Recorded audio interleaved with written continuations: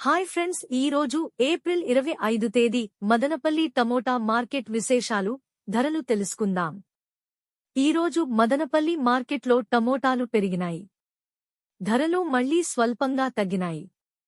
ఈరోజు Madanapalle market tomato ధరలు తెలుసుకోవాలంటే ఇప్పుడే మా ఛానల్ని సబ్స్క్రైబ్ చేసుకోండి.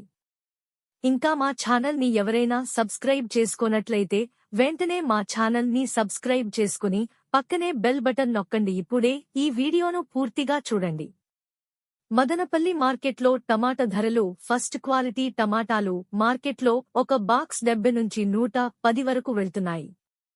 ఇక సెకండ్ క్వాలిటీ టమోటా కాయలు ఒక 100 నుండి 160 రూపాయలు వరకు ధర పలుకుతున్నాయి.